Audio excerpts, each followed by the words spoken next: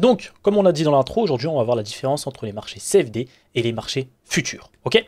C'est parti. Il faut savoir que sur les marchés CFD, on va avoir tout ce qu'on a, ce qu'on traite généralement. D'accord? Il faut savoir que là, je pense que vous qui regardez la vidéo, 90% des personnes visionnant cette vidéo, vous tradez sur des marchés CFD. Peut-être que vous vous en rendez pas compte, mais avec ces vidéos-là, vous allez vous rendre compte que c'est du gros mytho.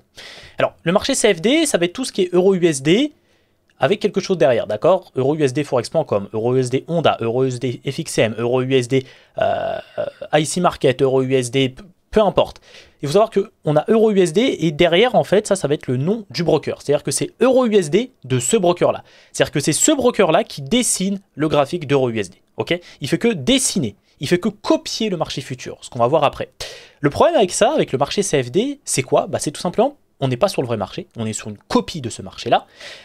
C'est pas le vrai marché, donc c'est eux qui créent le dessin, donc ils peuvent créer des faux mouvements, créer des fausses zones que le prix va prendre alors que sur le vrai marché ça n'a pas été pris. C'est eux qui créent le marché en fait. Donc une copie mal faite du vrai marché, mouvement pas similaire au vrai marché, fausse prise de liquidité, mauvaise cotation. Donc des fois il peut y avoir une prise de liquidité qui a été faite sur le marché CFD et qui n'a pas été faite sur le marché futur. Et là tu dis mais attends mais putain je comprends pas, je me suis fait SL. Bah tu t'es fait SL parce qu'en réalité le mouvement que tu as vu sur le marché CFD, sur Forex.com, Honda, FXM ou sur le broker que tu utilises, bah il a jamais eu lieu. En réalité il a jamais eu lieu. Et les marchés futurs, bah, totalement le contraire. Bah, Euro-USD, le futur de Euro-USD sur le graphique TradingView, c'est 6E1, point d'exclamation. D'accord? GBP-USD, c'est 6B1, point d'exclamation. Et le DXY aussi, parce qu'il y a aussi le DXY, c'est DX1, point d'exclamation. Bah, le marché futur, ça va être le vrai marché. Là, on est sur le vrai marché. On est sur la vraie cotation de la devise. On est sur les vrais mouvements. D'accord? On n'a pas de faux mouvements bizarres, etc. comme le marché CFD peut faire. Non, on a le vrai mouvement.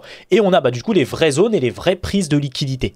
C'est pour ça que moi, je dis toujours d'analyser le marché futur. Certes, on trade sur CFD. Ok, mais tu analyses le marché futur, d'accord? Si le marché futur est venu prendre la liquidité, là tu peux t'intéresser à une opportunité, d'accord? Jamais analyser sur le marché CFD, toujours analyser le prix sur le marché futur. Toujours, ça t'évitera de se faire piéger. Parce que comme on l'a dit ici, le marché CFD, c'est qu'une copie du marché futur. C'est-à-dire, si toi tu trades, t'analyses sur TradingView, Euro-USD, Forex.com ou Euro-USD Honda, d'accord, qui sont les deux les plus connus, bah ce Euro-USD là, dis-toi que c'est pas le vrai. Dis-toi que tu trades pas, t'analyses pas Euro-USD là, t'analyses une copie, un AliExpress de Euro-USD.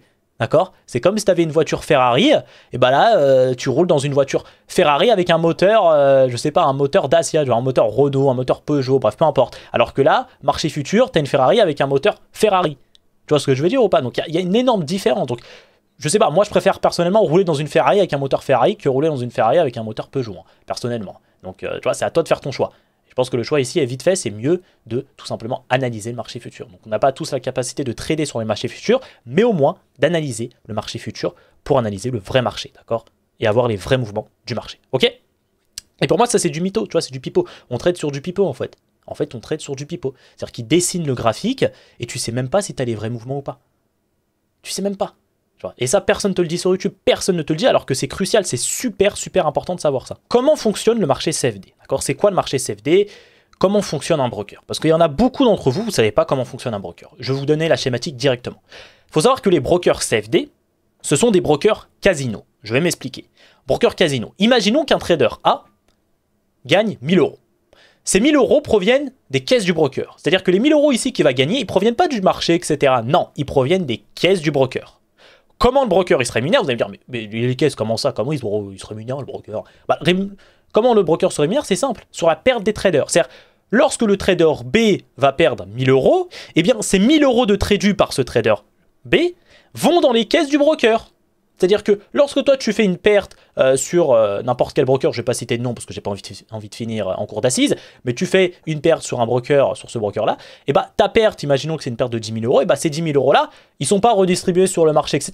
Non. Ils sont redistribués où? Ils sont redistribués tout simplement dans les comptes du broker, dans leur caisse. Donc c'est là où tu te dis en fait les bénéfices, comment ils font leurs bénéfices? Bah ils font les bénéfices sur tes pertes, d'accord? Ce qui lui permet ensuite de payer le trader A qui lui a gagné 10 000 euros. C'est-à-dire qu'en fait, toi, quand tu gagnes 1000 euros sur ton, sur ton broker, d'accord, CFD, bah ces 1000 euros là préviennent d'où? Ils préviennent des caisses du broker, mais ils préviennent des caisses du broker, comment ils ont fait? Bah, ils préviennent surtout d'un trader qui a perdu 1000 euros ou une somme de traders qui ont perdu 1000 euros, d'accord, 10 traders qui ont perdu chacun 100 euros et du coup ça te fait 1000 euros, ok? Il faut savoir ça, il faut savoir que quand tu gagnes sur le marché, bah, tu prends dans les caisses du broker. Tu prends pas sur le marché comme ça de l'argent qui a été perdu par d'autres traders, etc. Un marché à somme nulle, quoi. Tu vois, tu gagnes, ce que tu gagnes, c'est quelqu'un qui l'a perdu derrière. Non, non, non, sur les brokers CFD, c'est pas ça, c'est du casino. C'est comme le casino. Le même système qu'un casino, d'accord? Le casino, il se rémunère comment? Sur tes pertes. Et bien, le broker CFD, il se rémunère comment? Sur tes pertes. Donc, c'est là où tu commences à comprendre. Ça sent pas bon, cette histoire. Donc, ce qu'on comprend là, c'est que le broker, en fait, il est contre toi, d'accord? Son but est que tu perdes ton argent. Te voir gagner ne l'arrange pas, car tu lui prends ses bénéfices. Il n'est pas ton ami, d'accord? Il n'est pas ton ami. Donc là, tu dis, attends, j'ai le marché qui est contre moi. J'ai le broker qui est contre moi, j'ai toutes les institutions, etc. qui sont là, des gens qui ont fait des études, etc. avec des algorithmes et tout, qui sont contre moi, prendre mon argent. Tu dis, écoute, ça fait quand même beaucoup, beaucoup d'ennemis, tu vois. Et surtout, le pire ennemi, bah, c'est ton broker. Ton broker, il veut pas te voir perdre, donc il va tout faire pour que tu perdes. Tout faire pour que tu perdes. Tu dis, bon, est-ce que c'est bien finalement de trader sur un broker CFD? Alors, il y en a qui sont très bons, bien évidemment, mais demain, s'il n'y a pas assez de perdants, imaginons que tu as gagné 1 million d'euros sur le mois sur un broker CFD.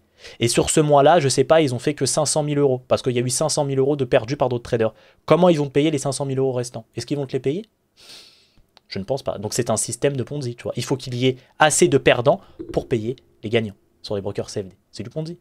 C'est du Ponzi. Donc c'est pour ça qu'après je vais expliquer qu'il ne faut pas trop gagner sur les brokers CFD. Il ne faut pas trop gagner. Voilà pourquoi et comment l'affiliation marche si bien que ça. Bah, les contrats de ces brokers, avec les influenceurs copy trading, hein, partout, on les a tous vus, on s'est tous fait arnaquer par eux, bah, sont de faire rentrer le maximum de personnes avec une mise, imaginons, de 1000 euros et de leur faire perdre ces mêmes 1000 euros pour toucher ensuite leur commission de 500 euros. Il faut savoir que lorsque un mec qui fait du copy trading, d'accord, il fait de l'affiliation, lorsqu'il va faire une rentrée, et bah, la personne qui va faire rentrer va lui demander de mettre un capital de 1000 euros. Et sur ces 1000 euros-là, le but, ça va être sous 2 semaines, 1 mois, de lui faire perdre. C'est pour ça qu'après, ils vont t'envoyer des positions avec un SL à 500 pips et un TP à 10 pips. Tu vois, un RR de 1 pour 0,2. Tu vois, ça n'a aucun sens. Mais bon, ça, vous le savez déjà, si vous êtes sur cette chaîne YouTube, je pense que vous êtes conscient de cette arnaque. Hein, d'accord? Et je pense que vous êtes déjà fait arnaquer, moi-même je me suis déjà fait arnaquer à l'époque par ces techniques-là. Bah, leur but, en fait, ils vont faire rentrer le maximum de personnes avec 1000 euros.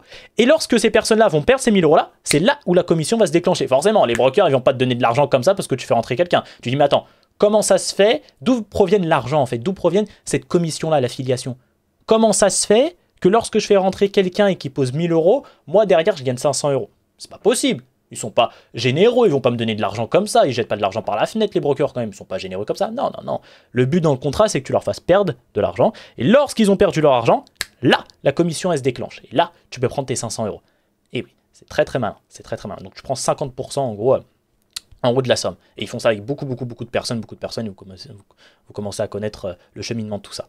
Voilà pourquoi c'est si lucratif l'affiliation. Mais bien évidemment, il faut faire perdre du coup sa communauté en contrepartie, sinon tu ne te fais pas rémunérer. Moi, je conseille toujours de ne jamais mettre plus de 100K sur un broker CFD, d'accord, sur des vrais brokers CFD, d'accord, des brokers qui sont solides, parce que les brokers CFD, ce sont des brokers casino, mais il y en a qui sont très solides et qui te payent, mais jamais ne mettre plus de 100K. Jamais ne mettre plus de 100K sur un broker CFD et ne pas dépasser des gains de plus de 35K par mois dessus. Car sinon, soit ils ne vous payeront pas, ils vont pas te payer, soit tu seras banni. À ce niveau-là, autant passer sur les marchés futurs. Okay, autant aller directement sur les marchés futurs. Donc 35K, pas plus. D'accord? Donc je pense que la plupart d'entre vous, vous n'êtes pas encore arrivés à ce niveau-là, mais j'espère que bientôt vous arriverez. Et si vous croyez en vous et que vous donnez la peine de réussir avec de la discipline, de la rigueur, et que vous suivez des gens qui savent de quoi ils parlent, bien évidemment, vous allez réussir. D'accord? Pas plus de 35K. Si tu dépasses les 35K, ça commence à sentir le roussi. Parce que comme je t'ai dit, t'es pas le bienvenu chez eux. T'es un trader gagnant, t'es pas le bienvenu, c'est pas bien pour eux, tu vois, c'est pas bien. Leur but, c'est que tu perdes. Et s'ils voient que eux, tu prennes du bénéfice sur eux, bah, t'es déjà dans leur liste noire. Donc déjà, 35K, déjà, c'est beaucoup. Donc moi, je conseille au-delà de 35K de partir, même au-delà de 20K de partir. D'accord? Je connais des gens, ils faisaient 50K par mois sur des brokers CFD. Bah, ils sont jamais fait payer. Ils sont jamais fait payer, ils sont directement passés sur les marchés futurs. Voilà. Les marchés futurs, lui, à contrario, comment ça fonctionne? Bah, tu es sur un broker normal, donc un courtier normal. Imaginons que le trader A, lui, il a gagné 1000 euros. Eh bien, ces 1000 euros, ils proviennent d'où? Ils proviennent d'un trader B qui, lui, a perdu 1000 euros. C'est là où on a tout simplement la définition du somme to zéro, d'accord? C'est égal à zéro. C'est-à-dire que lorsque tu prends, lorsque tu gagnes un trade, eh ben, ce gain-là provient d'une perte d'un trader ou de plusieurs pertes cumulées de traders, d'accord? Donc, tu perds 1000 euros. Eh bien, ces 1000 euros-là, ils vont être distribués à d'autres traders, tout simplement, d'accord? C'est 0 to 0, ok? Donc, ces 1000 euros proviennent d'un trader B qui, lui, a perdu 1000 euros. Maintenant, tu vas me dire, mais comment le broker se rémunère? Différent. Le broker va se rémunérer comment? Sur ta commission ou ton spread, ok? Donc le trader B, lui, il a perdu 1000 euros. Ces 1000 euros de perdus par le trader B sont redistribués en liquidité sur le marché et où son contrat lui aussi été libéré, d'accord? Parce que sur les marchés futurs, ce sont des contrats, ce ne sont pas des lots, d'accord? Contrat et lot, c'est la même chose. Lot, c'est sur CFD et contrat, c'est sur futur. Les contrats ne sont pas infinis, d'accord? Il faut savoir que les contrats ne sont pas infinis sur le marché futur. Il y a des contrats limités, ok? C'est pour ça qu'il y a aussi l'aspect de liquidité. Pour ça qu'on va venir liquider des gens, pas pour prendre de l'argent, mais surtout pour libérer leurs contrats afin que des grosses mains prennent position. Parce qu'imaginons, je sais pas, qu'une institution, d'accord, ou qu'un hedge fund veut prendre 1 milliard de contrats et que sur le marché, ils voient que sur la devise euro-USD, il n'y a que 800 000 contrats disponibles. Qu'est-ce qu'ils vont faire? Ils vont créer une manipulation afin de sortir des gens de position, que ce soit en bénéfice, que ce soit en TP, BE, SL, peu importe. Leur but, c'est de les faire sortir de position. Et une fois qu'ils sont sortis de position, ils récupèrent leur contrat. Ils voient, ok, là, c'est bon, on a 1 milliard de contrats disponibles. Boum, on peut lancer l'assaut, tu vois, directement, ok? Donc ça aussi, il faut le savoir, parce qu'il y a beaucoup de gens qui ne savent pas, ils pensent que voilà, on veut venir nous liquider pour prendre un talent. Non, on veut venir vous liquider surtout pour récupérer vos contrats, d'accord? Avoir des contrats de libérés. Donc voilà, ils sont libérés sur le marché, et du coup, bah, qu'est-ce qui se passe? Par la suite, tout simplement, bah, ce qui permet ensuite de payer bah, le trader A qui lui a gagné 1000 euros. Donc, tout simplement, le système d'un courtier totalement normal, d'accord? Ça, c'est un courtier totalement normal. Cela veut dire que ce courtier futur s'en contrefout que tu perdes ou que tu gagnes. Il est payé à la commission sur ton trade et non sur ta perte. Mais attention, lui aussi n'est pas ton ami, d'accord? Les brokers ne sont pas ton ami, d'accord? Mais lui, à contrario du broker CFD, il en a rien à foutre que tu gagnes ou que tu perdes. Dès que tu rentres en position, lui, il a déjà touché sa commission. Que tu gagnes 30 millions, que tu perds 30 millions, il en a rien à foutre. Et tu vas me dire, ouais, mais peut-être qu'il n'y a pas assez d'argent sur le marché.